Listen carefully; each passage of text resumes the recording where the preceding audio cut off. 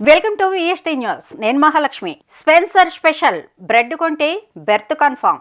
స్పెన్సర్లో నాసిరకం విషపూరిత బ్రెడ్ల అమ్మకాలు. విశాఖలో బుల్లయ్య కాలేజ్ దగ్గర ఉన్న స్పెన్సర్స్లో బ్రెడ్ కొంటే ఇక అంతే సంగతులు. నాసిరకమైన పదార్థాలతో తయారు చేసిన బ్రెడ్ ఇక్కడ అమ్మడంతో వినియోగదారులు గగ్గోలు పెడుతున్నారు. పేరుకి పెద్ద షాప్ అయినా లోపల ఓన్ బేకరీ నడుపుతున్న స్పెన్సర్స్ యాజమాన్యం నాణ్యత లేని బ్రెడ్ల అమ్మకంపై కొనుగోలుదారులు ఆగ్రహం వ్యక్తం చేస్తున్నారు. ఈ సంఘటనపై విఎస్టీ న్యూస్ ని సంప్రదించగా స్పెన్సర్ స్పెషల్ బ్రెడ్ కొంటే బెర్త్ కన్ఫర్మ్ అంటూ వచ్చిన కథనానికి స్పందించిన ఆహార భద్రతా శాఖ assistant food controller నందాజీ, food inspector అప్పారావులు సిబ్బందితో స్పెన్సర్లో తనిఖీలు నిర్వహించారు. మరిన్ని విషయాలు మా ప్రతినిధి సతీష్ నాయుడిని అడిగి తెలుసుకుందాం. Welcome to VST news. నేను సతీష్ నాయుడు. ఇటీవల స్పెన్సర్స్లో బూజు పట్టిన బ్రెడ్ అమ్ముతున్నారు. దానికి డేట్ వ్యాలిడిటీ ఉన్నా కానీ అది బూజు పట్టిపోయి ఉంది, కవర్లు మార్చి అమ్ముతున్నారు అనేసి ఇటీవల సోషల్ మీడియాలో ఒక వైరల్ అయింది. ఆ వీడియోపై విఎస్టీ ఒక న్యూస్ని ప్రచురించడం జరిగింది. బ్రెడ్ కొనండి, బెర్త్ కన్ఫర్మ్ చేసుకోండి అనేసి. ఈ వార్తకు స్పందించిన ఫుడ్ ఇన్స్పెక్టర్లు స్పెన్సర్స్కి వచ్చి విచారణ జరిపించడానికి మనతో పాటు వచ్చారు. అసలు ఏమైంది ఏంటి, అసలు బూజు పట్టినకి డేట్ ఉండగా బూజు ఎలా పడుతుంది ఏంటి, దాని గురించి అసలు వివరణలు చెక్ చేయడానికి కలిసి వచ్చారు వాళ్ళు. ఒకసారి వాళ్ళని అడిగి మరిన్ని వివరాలన్నీ తెలుసుకుందాం. సార్ నమస్తే సార్. సార్ ఇటీవల బ్రెడ్ బ్యూజ్ పట్టింది అనేసి కన్జ్యూమర్స్ వచ్చి వీళ్ళని ప్రశ్నించడం జరిగింది. అది బ్రౌన్ బ్రెడ్, అది అలాగే ఉంటుంది అనేసి వీళ్ళు డేట్ కూడా ఉంది. నిన్న తయారైన బ్రెడ్ ఇవాళ బూజు ఎలా పడుతుంది అనేసి వీళ్ళకి వాగ్వివాదం అవడం కూడా జరిగింది. దాని గురించి అనేసి మన వార్త ఒకటి ప్రచురించడం జరిగింది. దాని గురించి వచ్చారు. అసలు దాంట్లో ఏమైంది సార్? అది మాకేంటంటే మా న్యూస్ ద్వారా మాకు ఈ బెస్ట్ బిఫోర్ అంటే మ్యానుఫ్యాక్చరింగ్ బిఫోర్ డే కూడా ఎక్స్పైరీ డేట్ ఉంటుండకుండా బూజు పెట్టిందని చెప్పేసి వార్త రావడం జరిగింది. దాని గురించి వాళ్ళ ఏఎఫ్సి గారు నేను కూడా మన రాజవానిపాలెంలో ఉండేటటువంటి స్పెన్సర్కి రావడం జరిగింది. స్పెన్సర్లో ఉన్నటువంటి ఈ బేకరీ తయారు చేసిన స్పెన్సర్ వాళ్ళకి లైసెన్స్ అది కూడా ఉంది. వాళ్ళు ఆల్రెడీ చెక్ చేయడం జరిగింది. 566 నెంబర్ తోటి ఉంది.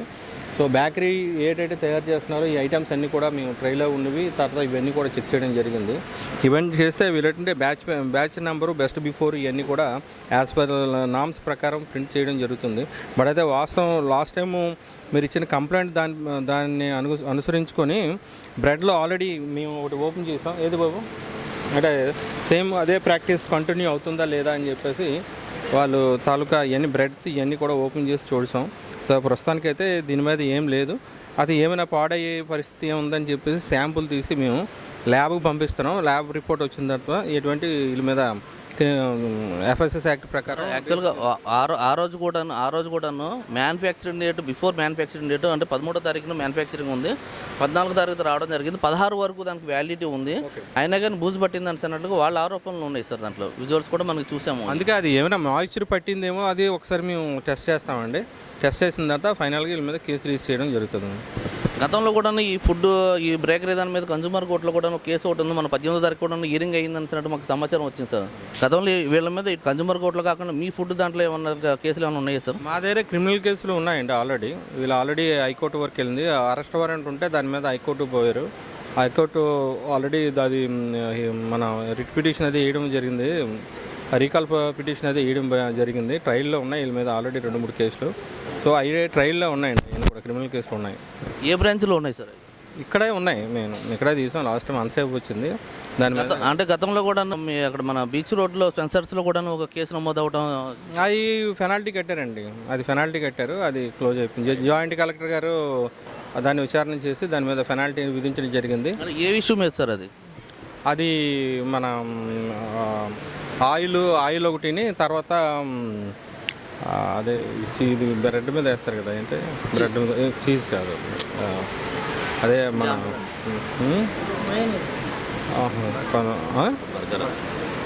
చిన్న చిన్నవి మన ఐస్ క్రీమ్ మీద గట్రా వేస్తారు. చెరీస్ మీద, చెరీ పీసెస్ మీద పడింది. దాని మీద ఇంచుమించుగా 25,000 వరకు పెనాల్టీ అయితే కట్టడం జరిగిందండి. అంటే అక్కడ ఈ 2 బ్రాంచులు ఉన్నాయి సార్. ఇంకా గతంలో ఇక్కడ వేరే బ్రాంచులు ఏమన్నా జరిగినాయి సార్ ఇలాంటి సందర్భం? అంటే యాక్చువల్గా ఇక్కడ మెయిన్ ఉన్న ఆరోపణలు ఏంటంటే వీళ్ళు గతంలో వీళ్ళు బ్రేకరీ నుంచి స్పెన్సర్స్ బ్రేకరీ బ్రాండ్ నుంచి వేరే బయట కూడా అవుట్కి సప్లై చేస్తున్నారు. ఆ ఇష్యూలో ఒకటి కన్జ్యూమర్ కోర్టుకి దాల్రా సూపర్ మార్కెట్ నుంచి అమ్మడం జరిగింది. ఎందుకు ఏంటంటే వాళ్ళు మాకు సంబంధం లేదు, వాళ్ళు ఇచ్చారు, వాళ్ళని అడగండి అనేసి అంటే వాళ్ళు కూడా సమాధానం చెప్తుంతో వాళ్ళు కన్జ్యూమర్ కోర్టుకి వెళ్ళారు సార్. మొన్న 18వ తారీఖున కూడా హీరింగ్ అయ్యిందంటే అది కూడా మన సందర్భంగా వచ్చింది సార్. అది అసలు వీళ్ళకి బయటికి సప్లై చేసే దానికి అవకాశాలు ఉన్నాయా? దీనికి ఏమైనా పర్మిషన్స్ ఏమైనా ఉంటాయా? ఎలా సార్ అది?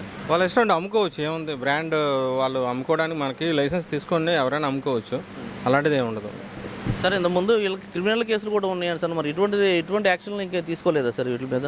కోర్టు ట్రయల్లో ఉన్నాయి సార్, కోర్టు దాన్ని ప్రొసీడింగ్స్ ఇచ్చిన తర్వాత యాక్షన్ తీసుకుంటాం. అప్పటి వరకు వీళ్ళు ఇష్టారాజ్యంగా అమ్ముకోవచ్చు అండి? అమ్ముకుని కల్తీ జరిగితే మేము ఎవరు ఇస్తామండి సార్.